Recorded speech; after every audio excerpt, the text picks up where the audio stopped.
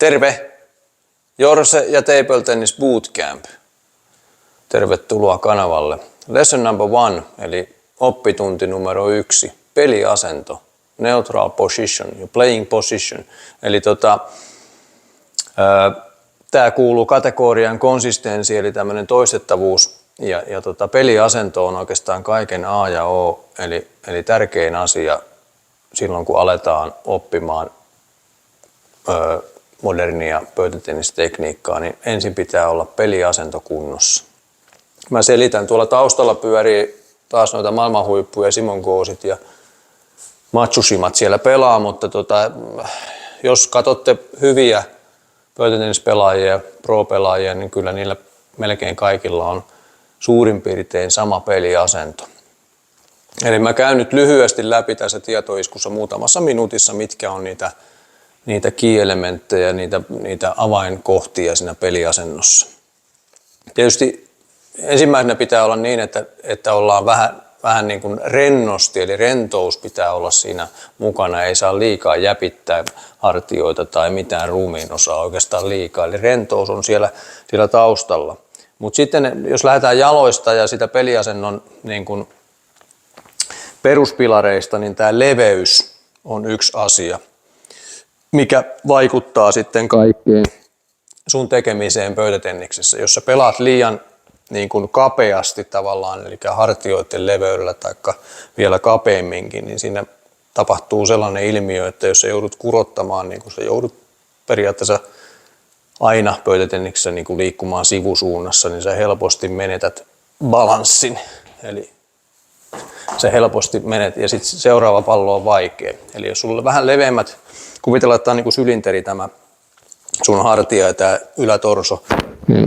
Sylinteri, niin sun pitää levittää jalat niin, että sä oot sen sylinterin ulkopuolella, jolloin sä pystyt paremmin olemaan tasapainossa ja käyttämään myöskin jalkoja.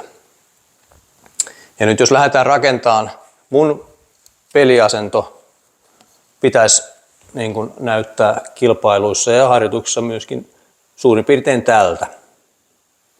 Eli mä oon hartioita leveämmässä asennossa, mä oon vähän kyykyssä, nojaan eteenpäin, mun paino on varpailla tai päkiöillä, mun kasvot ja silmälinja on matalalla, jotta mä näen sen verkon ja mä näen sen korkeuseron sitten verkkoon siitä pallosta. Jos lähdetään alhaalta rakentamaan sitä, niin kuin äsken sanoin, niin ollaan varpaillaan tai päkiöillä. Ykkös-kakkosvarvas on niitä varpaita, jotka painaa alaspäin ja keventää sua. Jos sä vaan seisot kantapäillä, niin se on tosi raskas liikuttaa, sä et pääse liikkumaan näin päin. Mutta jos sä oot näin, niin sä menet niin kuin ikään kuin sä pystyt liikuttamaan sun kehoa sivusuunnassa ja valmistamaan sen lyönnin oikein. Lähdetään edelleen tosiaan varpaat näin. Ja sitten tämä kulma, tämä säären ja nilkan kulma pitää olla niin kuin eteenpäin menossa, jotta sä kevennät ne kantapäät pois sieltä lattiasta. Nyt kun on tämmöinen virallinen pingismatto, niin tämähän on hyvin kitkainen. Että jos sä niin kuin yrität liikuttaa tässä jalkoja, niin ne ei liiku, ellei sä ole sitten tosiaan varpailla, niin ne liikkuu helpommin. Okei? Eli jos piirretään se linja tästä peliasennossa, tästä polvista niin kuin suoraan alaspäin, niin sen pitäisi osua sen polven niin kuin varpaiden etupuolelle tai ainakin varpaisiin. Jos sä piirrät oman peliasentos linjan ja se osuu johonkin jalkapöytään, niin silloin sun painopiste on liian takana ja sun peli kärsii siitä ihan varmasti. Okei, sitten ollaan, riippuen tietysti pituudesta, kuinka pitkä sä oot, mutta vähän ollaan kyykistyneenä ja ikään kuin menossa eteenpäin. Ja tämä siksi, että sä pystyt käyttämään sun jalkojas paremmin ja sun lantiota paremmin. Mä tuun tähän lantioon sitten myöhemmin, kun peruslyöntejä käydään, niin lantion pitää liikkua ja polvien myöskin pitää liikkua tässä pöytätenniksessä. Ja samaten kun sä liikut eteenpäin tai taaksepäin tai sivulle, niin on helpompi, kun jos sä oot täysin pystyssä, niin ei tahdo oikein pystyä liikkumaan, ainakaan nopeasti. Okei, ja sitten tullaan tähän keskivartaloon, kore, joka on sitten tämmöinen kontrollikeskus. Jos ja kun sulla on kore vahva ja sä pystyt koren avulla tuottamaan sun pöytätennislyönnit niin, että jalat seuraa sitä korea. Jos sä jännität korea, niin jalat tulee automaattisesti ja käsi tulee automaattisesti. Mutta jos sun kore on löysä, keskivartalo löysä, niin silloin sä helposti pelaat kädellä. Ja sulle jalat on mukana, eikä lantio. Ja tää käsi on aika epävakaata, sun liikaa niveliä ja tää on tosi vaikea hallita, tää on tämmönen letku tää käsi. Seuraava, jos mennään ylöspäin, niin tietysti tämä rotation, eli kore tietysti kiertää, mutta myöskin tämä rintaranka kiertää niin, että sun maila on aina edessä, sun edessä on maila, eli se ei ole niin kuin sitten näin sivulla, vaan sä käännyt tänne ja maila on edelleen edessä ja sitten sä tuut taas takaisin. Hartialinja kiertää lyönneissä. Molemmissa lyönneissä kiertää hartialinja ja tekee myöskin sitä kontrollia kautta sitten antaa myöskin vauhtia siihen palloon. Pöytätenniksessä hartia, tämä nivel pitäisi olla aika rento. Sitä ei saa jännittää, hartiat ei saa nousta. Ne ei saa myöskään lössähtää, vaan sen verran lapapitoa. Nyt kun tämä selkä on noin 45 astetta, sulla on, mä puhun lehmän kellosta, ja on ikään kuin paino täällä kaulassa, eli sä oot tämän näköisessä asennossa, niin silloin se automaattisesti menee käsi oikein. Kyynärpää on alempana kuin maila, ja tää on rento, tämä osa, ja sitten sä alat pelaamaan keskivartalon johdattamana, jalkojen johdattamana. Mutta jos sä oot pystyssä näin, niin siinä käy helposti niin, että sun jalat ei liiku ja sit sä alat pelaamaan kädellä. Alat pelaamaan kädellä helposti silloin, jos sä oot pystyssä.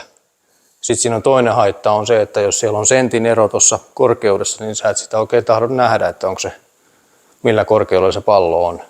Jos sä oot täällä, niin sä näet koko ajan, kuinka korkealle se pallo pomppaa. No sitten kyynärvarsi, se on rento. Maila painaa normaalisti 170 grammaa, 180 grammaa. Ja se ei tarvi, tämä kyynärvarsi ei tarvi hirveästi voimaa, että sitä ei tarvi kannatella kauheasti, vaan se pysyy tuossa aika helposti. Tämä on rento ja maila vaan nousee tähän. Ranne on rento. Rannetta ei hirveästi tarvi ylikäyttää, vaan se on ikään kuin mä puhun kuolleen miehen ranteesta, eli tästä eteenpäin kuollaan. Toi piste painaa tonne alas ja se on ikään kuin valmiudessa se ranne. Eri lyönneissä mä tuun sitten tähän myöhemmin vielä palaamaan. Sormien rooli, pihtiote näillä kahdella tehdään asioita. Oikea peliasento on kaiken A ja O ja kaiken perusta. Jos ja kun pystyt tuottamaan tuollaisen peliasennon, kun tuolla näkyy näillä huippupelaajilla, niin silloin sun tekniikan oppiminen on niin kuin paljon helpompaa. Mä takaan, että sun peli menee eteenpäin, jos sä pystyt muuttamaan esimerkiksi niin, että sun paino siirtyykin enemmän eteenpäin ja pelaat enemmän tässä asennossa, niin sun peli tulee parantua. Näin. Tässä lyhyt tietoisku, peliasento. Tämä vaikuttaa siihen konsistenssiin, eli siihen toistettavuuteen.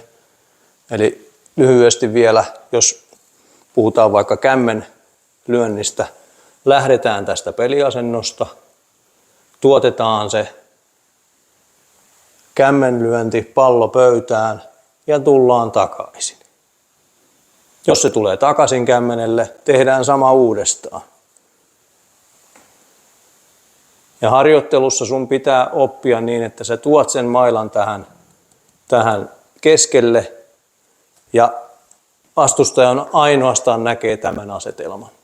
Jos vastustaja näkee koko ajan vaan näin, niin hän todennäköisesti lyö tänne, jolloin sulla on pitkä matka tulla tänne. Jos sä joka lyönnin jälkeen palaudut tähän ja vastustaja lyö tänne, niin sit sä vaan meet tänne ja tuut taas keskelle ja näin. Siksi peliasento on tärkeä. Hyvä.